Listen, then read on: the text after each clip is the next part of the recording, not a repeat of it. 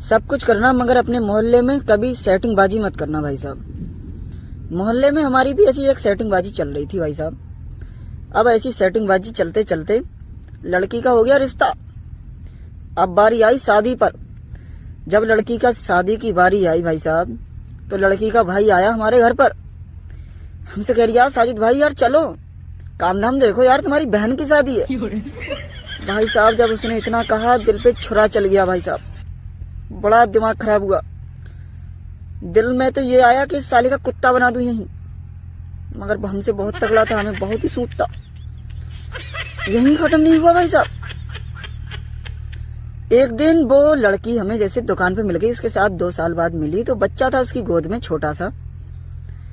अब वो दुकान पर मिली, अब उसका बच्चा हमें देख के पता है क्या कह रहा है, मामू मामू मामू चीज दिला दो, मामू चीज दिला दो। भैया मैंने सुनी थी कि दिल्ली रह के बालक बढ़िया पढ़ ले, तो मैंने भी सोची यार यहाँ तो हमसे पढ़ ही नहीं जा रहा, दिल्ली जाकर पढ़ के देखते हैं। मैं गया दिल्ली, वहाँ जाकर मैं देखता क्या हूँ, वहाँ तो लोंडो की नजर किताबों से ज्यादा लोंडियों पे है। वे ना पढ़ पढ़ा रहे, वे तो अपना सेटिंग के चक्कर में है, जिससे बैठ जावे उनकी सही। भैया मैंने सुनी है कि डॉक्टर भगवान का रूप होते हैं, लेकिन इन दोनों में कुछ और कनेक्शन भी है। मैं बताता हूँ।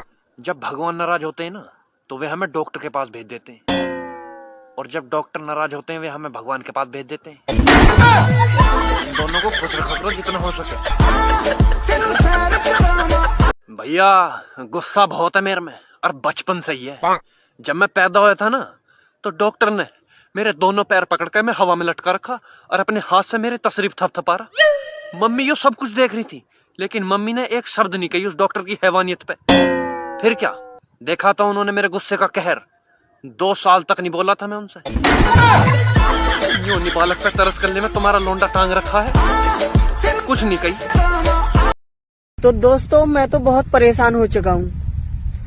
ऐसे ऐसे लौंडे की सेटिंग है कि क्या बताऊं, कालिया भसेंड कतई काला नांग, और बिल्कुल परी लिए फिर रिया हरामी।